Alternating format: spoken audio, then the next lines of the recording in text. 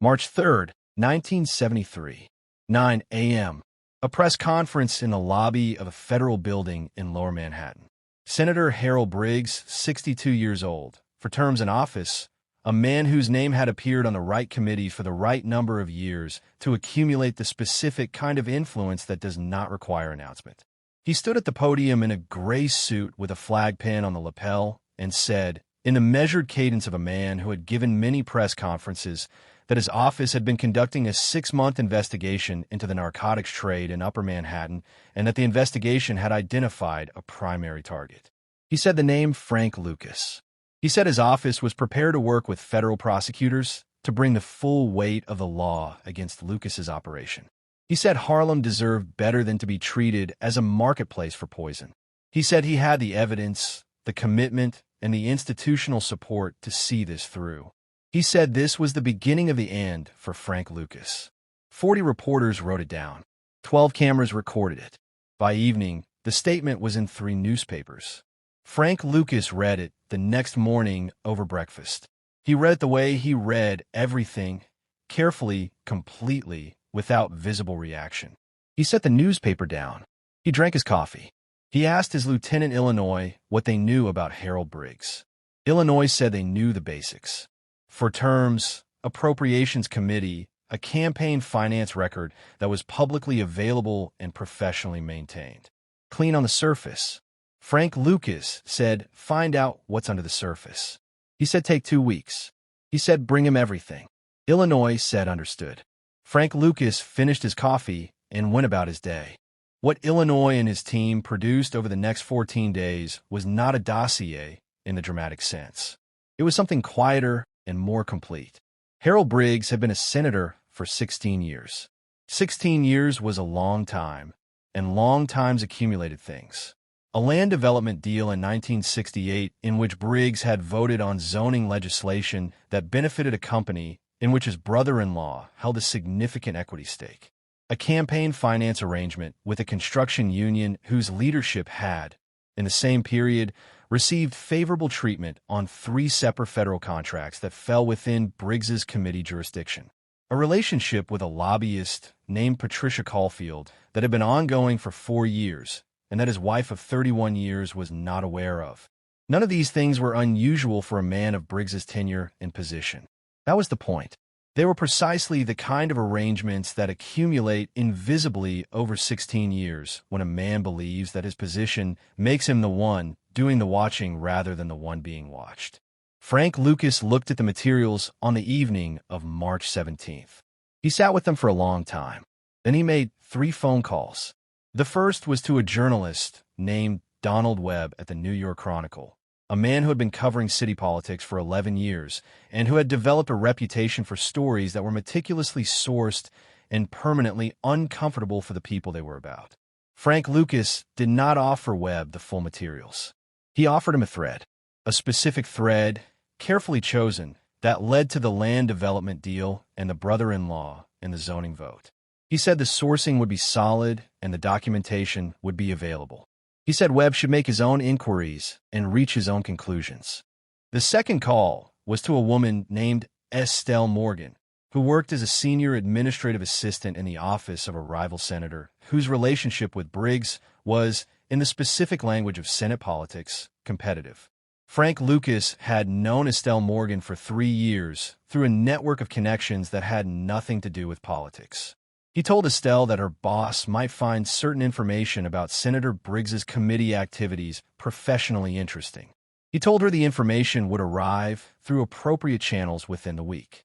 The third call was the most important and the least dramatic. It was to a man named Curtis Hall, who had spent 8 years as an investigator for the Senate Ethics Committee before moving to private practice. Frank Lucas had done a favor for Curtis Hall in 1971, the nature of which neither man had discussed in explicit terms and neither man had forgotten. He called in the favor. He asked Curtis to review a specific set of campaign finance records and provide, in writing, his professional assessment of whether they raise questions that a formal inquiry might find worth pursuing. Curtis said he would have something within 10 days. The Donald Webb story ran on April 2nd, 1973. It was on the front page of the Metro section. It was 18 paragraphs long, and every paragraph was sourced. It concerned the land development deal, the brother-in-law, and the zoning vote. It did not accuse Briggs of anything illegal. It raised questions with the specific precision of a piece of journalism that understands exactly how much it needs to say and how much it needs to leave to the reader. Briggs's office issued a statement calling the story politically motivated. The statement was noted and largely disbelieved. 3 days after the web story, the rival senator's office requested a review of Briggs's campaign finance records by the Ethics Committee. Curtis Hall's written assessment, delivered 6 days after the web story, had found its way through appropriate channels to 2 members of the Ethics Committee who were not friends of Harold Briggs and who now had a professional obligation to act on what they had received. The Ethics Committee inquiry was announced on April 11th. On April 14th, the New York Chronicle ran a second story. This one concerned the construction union and the federal contracts. It was 15 paragraphs. It was also sourced. It also raised questions rather than making accusations. It was also largely believed. By the end of April, Harold Briggs was spending more time with his lawyers than with his staff. The press conference in which he had said the words Frank Lucas and beginning of the end was being replayed on local television with a frequency that nobody in his office found comfortable. The Patricia Caulfield information was never published. Frank Lucas had decided, after sitting with the full materials on March 17th, that would not be necessary. He had identified, with the precision of someone who had spent years understanding how systems work, exactly how much pressure needed to be applied and exactly where to apply it. The Caulfield information was insurance. It remained insurance. On June 1st, 1973, 89 days after the press conference in the lobby of the federal building, Harold Briggs announced that he would not be seeking a 5th term. He cited health concerns and the desire to spend more time with his family.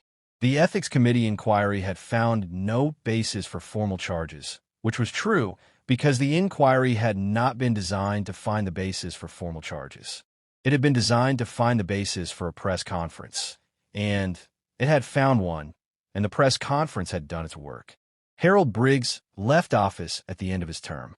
The investigation his office had announced on March 3rd was transferred to a junior federal prosecutor who had 12 other cases and no particular institutional momentum behind the Briggs initiative and who, within 6 months, had moved on to other priorities. Frank Lucas was never charged with anything connected to the senator's investigation. He was never charged with anything connected to what happened to the senator's career. He was simply, as he had been throughout, operating, reading the newspaper, drinking his coffee, asking the right questions of the right people at the right time, building, patiently and invisibly, the architecture of a response that looked from the outside like a series of unconnected events. Harold Briggs had stood at a podium and said the words beginning of the end. He had been right. He had simply been wrong about whose end he was describing.